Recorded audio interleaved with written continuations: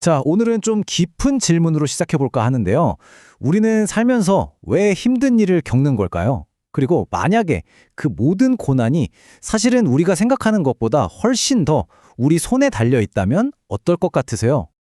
왜 어떤 영혼은 어둠 속을 헤매게 되는 걸까요? 오늘 우리가 함께 살펴볼 내용의 핵심 질문이 바로 이거예요. 그리고 그 답은요, 어쩌면 여러분도 이미 들어보셨을지 모르는 아주 보편적인 법칙에서 시작됩니다. 네, 바로 끌어당김의 법칙입니다. 공명의 법칙이라고도 불리는데요. 기본 원리는 아주 간단해요. 비슷한 것끼리 서로 끌어당긴다는 거죠. 근데 이게 그냥 막연한 이야기가 아니라 우주의 모든 것에 적용되는 법칙이고 특히나 우리 생각에 정말 강력하게 작용한다고 해요. 자료를 보면요. 우리의 생각은 그 자체가 하나의 에너지래요. 그리고 이 에너지가 그냥 뻗어나가는 게 아니라 나선형으로 움직이는 특징이 있다고 합니다. 근데 이게 그냥 자석처럼 착 하고 끌어당기는 그런 단순한 게 아니에요. 이 에너지에는 방향성이 있어서 크게 두 가지 방식으로 움직인다는 거죠. 보시면 아시겠지만 우리의 생각은 두 가지 방향으로 움직여요.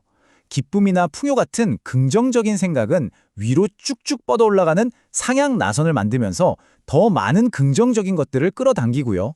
반대로 두려움이나 걱정 같은 부정적인 생각은 아래로 곤두박질 치는 하향 나선을 만들어서 상황을 점점 더 안 좋게 만들어버리는 거죠. 그러니까 핵심이 뭐냐면 바로 이겁니다. 상황은 생각에 의해 창조된다. 이게 정말 중요한데요. 여러분이 평소에 주로 하는 생각이 그냥 삶에 대한 반응이 아니라는 거예요. 오히려 그 생각이 여러분의 삶을 만들어내는 원인이라는 거죠. 정말 엄청난 이야기죠? 여기서 한 걸음 더 나아가면 이 원리는 말합니다.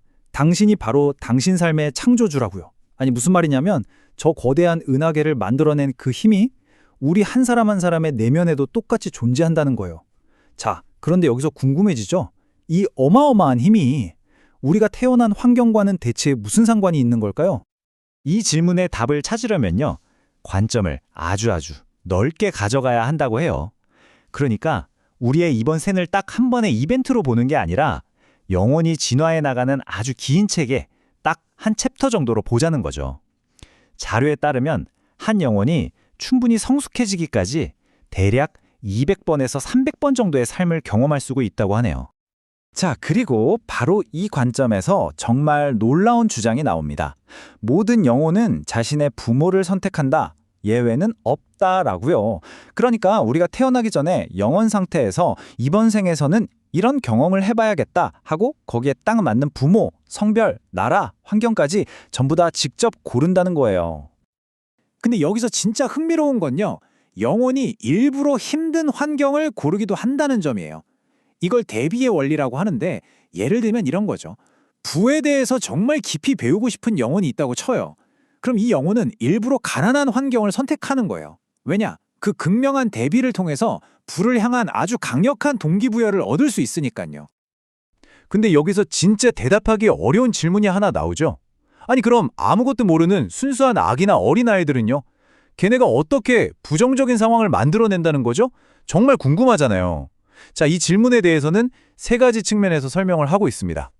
아이의 현실은요, 이 세 가지가 합쳐져서 만들어진다고 해요. 첫째, 아기는 태어나기 전부터 부모랑 텔레파시로 연결되어 있다는 거예요. 둘째, 그래서 아기는 부모가 주로 하는 생각이나 두려움, 감정 같은 것들을 스폰지처럼 쏙쏙 흡수하게 됩니다. 그리고 마지막으로 영혼 스스로가 태어나기 전에 했던 선택, 여기에 부모의 믿음이 더해져서 아이만의 독특한 성격과 어린 시절의 경험들이 만들어진다는 거죠. 자, 그럼 이제 개인 차원을 넘어서 집단 차원으로 시야를 한번 확 넓혀볼게요. 사실 믿음이라는 게 별게 아니에요. 그냥 우리가 계속 반복적으로 하는 생각이 바로 믿음이거든요. 그리고 많은 사람들이 같은 생각을 공유하기 시작하면 바로 집단의식이라는 게 만들어집니다. 이렇게 공유된 믿음들이 모이고 모여서 하나의 문화가 되고 또 국가가 되는 겁니다. 다시 말해서 모든 나라는 그 자체가 하나의 거대한 믿음 시스템이라고 볼 수 있는 거죠. 사람들은 우리라는 소속감을 느끼려고 그 믿음을 지키려고 애쓰고요. 심지어 전쟁 같은 어마어마한 사건들도 결국은 어떤 집단이 변화를 원하는데 그 방법으로 갈등을 선택했을 때 일어나는 현상이라고 설명해요. 이런 집단적인 창조가 어떻게 작동하는지 보여주는 아주 좋은 현대의 예시가 있어요. 바로 금융시장에서 우리가 흔히 보는 경기 호황과 불황의 순환입니다. 경기가 막 엄청나게 좋을 때를 한번 떠올려 보세요. 부음 시기 말이에요. 그럼 슬슬 전문가들이 이거 너무 과열된 거 아니냐는 말을 하기 시작하고 사람들 마음속에도 아니 이렇게 계속 좋을 리가 없는데 하는 집단적인 불안감이 퍼져나가죠. 바로 그 생각이 사람들의 씀씀이를 줄게 만들고 결국 모두가 그렇게 두려워했던 경기 침체를 현실로 만들어버리는 겁니다. 회복도 똑같은 방식이에요. 외부에서 뭔가 대단한 게 바뀌어서가 아니라 생각의 전환에서 시작되는 거죠. 집단적인 믿음이 와, 진짜 이보다 더 나빠질 순 없겠다 하는 바닥을 딱 치는 순간 그때부터 비로소 이제는 나아지겠지 하는 쪽으로 사람들의 초점이 옮겨가기 시작하는 겁니다. 자, 그럼 이런 생각이 들죠. 그럼 우리는 앞으로도 계속 이렇게 힘겹게 싸우고 갈등하면서 뭔가를 만들어내야 하는 걸까요? 자료에서는 아니라고 말합니다. 인류가 배우는 방식 자체가 지금 크게 변하고 있대요. 인류의 배움 방식이 어떻게 변하고 있냐면요. 예전에는 주로 고통, 투쟁, 이런 대비를 통해서 배우는 게 옛날 방식이었다면 이제는 기쁨이나 영감, 마음이 끌리는 걸 따라가면서 성장하는 새로운 방식으로 넘어가고 있다는 거예요. 고동은 더 이상 가장 중요한 배움의 방식이 아닙니다. 이제는 기쁨이 그 새로운 방식입니다. 이 말 정말 의미심장하지 않나요? 이건 인류에게 정말 엄청난 변화예요. 내가 좋아하는 일, 내 가슴을 뛰게 하는 일을 좇는 게 더 이상 사치스러운 일이 아니라 우리 영혼이 진화하는 가장 중요한 길이 되었다는 뜻이거든요. 그러니까 여기서 딱 정리하고 넘어가야 할 포인트가 있어요. 부정적인 환경이라는 게 우리가 성장하기 위해 꼭 거쳐야 하는 필수 코스가 아니라는 겁니다. 그건 그냥 우리가 어디에 초점을 맞추고 있는지를 보여주는 결과물일 뿐이라는 거죠. 그럼 지금 당장 내가 힘든 상황에 있다면 어떻게 해야 이걸 바꿀 수 있을까요?